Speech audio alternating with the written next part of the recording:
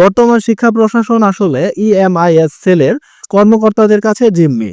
EMIS সেলে কর্মরত প্রকল্পভুক্ত অস্থায়ী চাকরিজীবীরা এমপিও শিটে ইচ্ছাকৃতভাবে ভুল করে রেখেছে যাতে ইএফটি বাস্তবায়ন করা না যায়।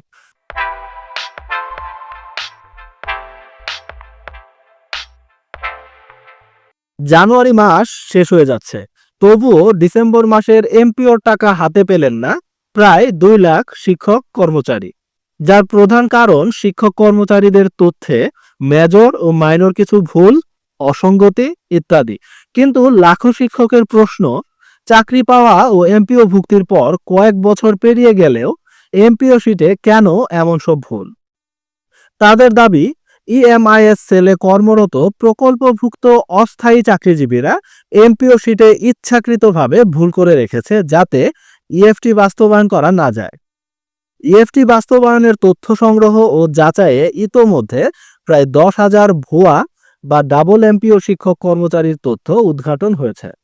গত শনিবার সন্ধ্যায় এক প্রশ্নের জবাবে মাধ্যমিক ও উচ্চশিক্ষা অধিদপ্তরের একজন দায়িত্বশীল কর্মকর্তা জানান, বর্তমান শিক্ষা প্রশাসন আসলে ইএমআইএস সেলের কর্মকর্তাদের কাছে জিম্মি।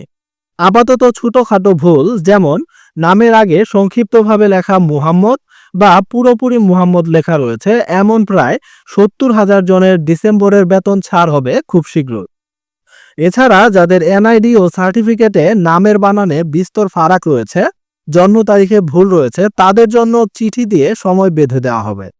বেঁধে দেওয়া সেই সময়ের মধ্যে তারা তথ্য ঠিক করে নেবেন, তারপর তাদের বেতন ছাড় হবে। কিন্তু এতে তো অপেক্ষার প্রহর অনেক দীর্ঘ হবে।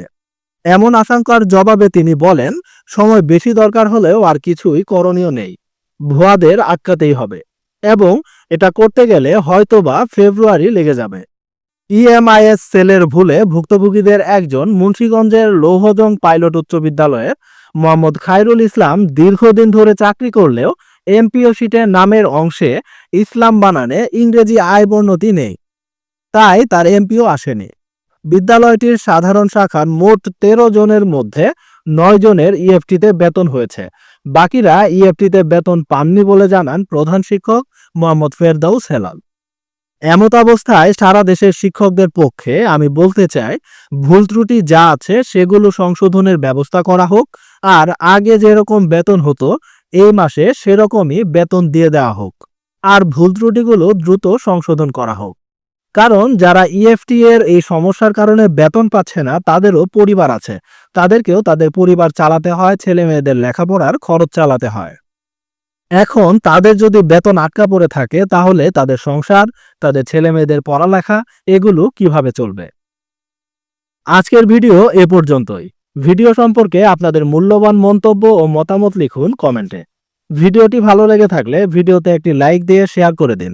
আর আপনি যদি আমার এই চ্যানেলের ভিডিও প্রথমবার দেখে থাকেন এবং এরকম গুরুত্বপূর্ণ ভিডিও নিয়মিত পেতে চান তাহলে অবশ্যই চ্যানেলটি সাবস্ক্রাইব করে রেখে দিন। দেখা হবে নতুন কোনো ভিডিওতে নতুন কোনো গুরুত্বপূর্ণ টপিক নিয়ে। ততক্ষণ পর্যন্ত ভালো থাকুন। আল্লাহ হাফেজ।